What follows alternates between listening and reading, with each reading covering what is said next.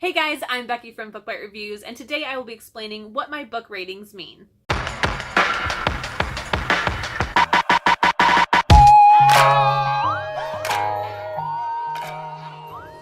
After watching many different booktubers rate books and give it some kind of star rating, I have realized that ratings are very subjective and they are all very personal, opinionated things. A book that could be a 5-star to me could mean something totally different to somebody else. So today I wanted to come on here and explain how I rate books and what each star rating means. Starting from the top, we will talk about what a 5-star rating means. This should be pretty obvious, and it is books that I absolutely love. These could be one of two things. One, it could be a book that I found nothing at all to be wrong with it and I absolutely loved it, so it got a 5-star. It could also be a book that I recognize does have some problems, but overall I just really enjoyed my experience and feel that it deserves a 5-star rating. Most of the time it is something that I feel deserves a 5-star, even though I did have something that I found wrong with it, because usually I do find something wrong with every book because there is not a perfect book out there.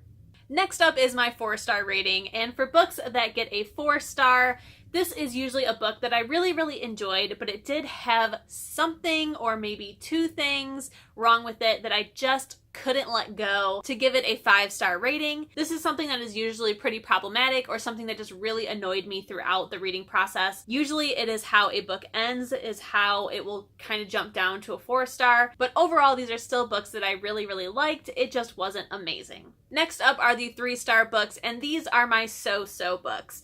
So for a 3-star, it is something that I still enjoyed reading and I finished, but I just felt like there wasn't anything that was super great or super bad, so it really just fits right there in the middle. I usually have no problem figuring out when a book is a 3-star because it's pretty darn obvious, especially by the end.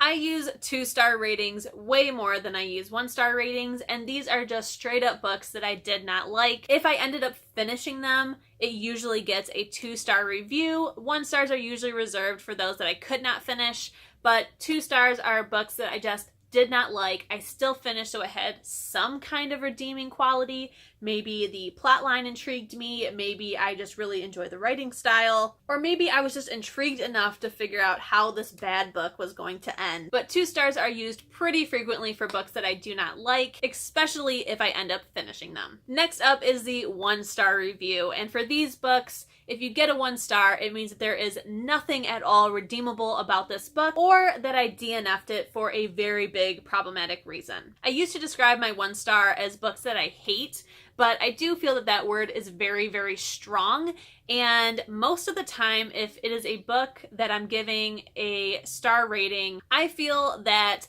book ratings and book opinions are, again, very personal and very subjective. What I find is a 1-star book could be a 5-star book to somebody else. So I really hardly ever use a 1-star unless there is something super problematic with it. It could be something like this book was written quite some time ago and it uses some problematic language.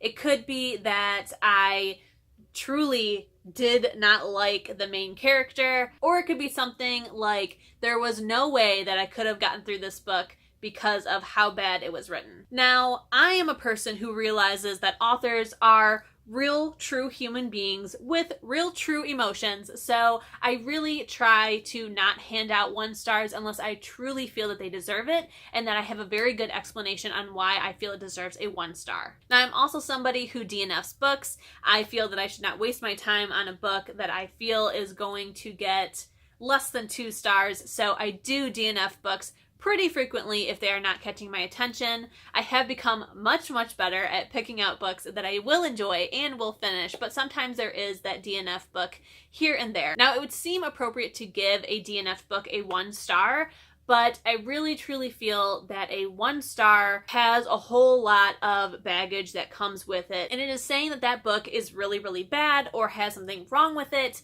and I just don't like using that if the only reason I DNF'd it is because it is not my personal preference of book to read. If the book had nothing wrong with it and I DNF'd it just because I wasn't into it, like, for example, science fiction.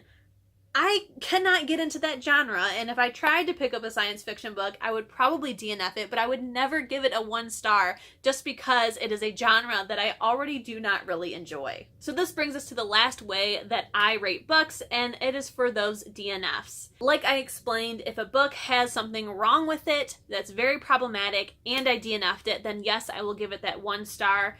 But like my example with science fiction, if I DNF'd it just because it is just not the book for me and there's nothing wrong with it, I just am not invested, then I will give it no star rating. I have a bookshelf on Goodreads that is just called DNF.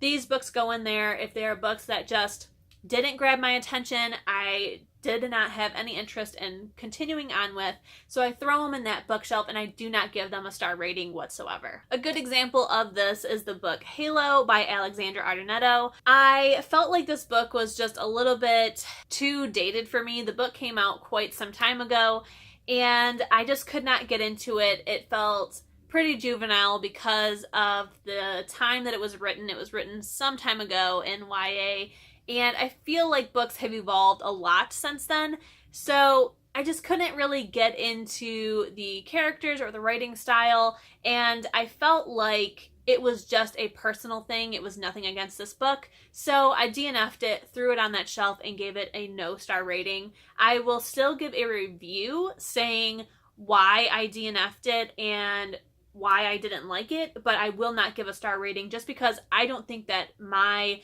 1 star should very negatively impact a book when it was a personal thing and nothing against the book. Hopefully this video cleared some stuff up for you guys and now you understand how I rate books. Hopefully you understand that a 3 star does not mean that a book is bad, that a 4 star does not mean a book is bad. A really good book can be in a 4 or a 3 star spot. Most of the time it is a 4 star.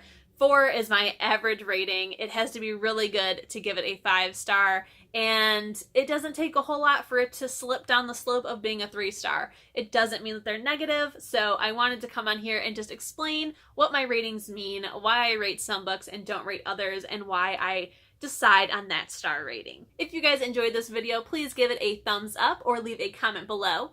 If you loved it and you want to see more bookish content from me, please hit that subscription button. And if you want to be notified as soon as my videos go live here on YouTube, hit the notification bell. I'll see you in my next one. Bye!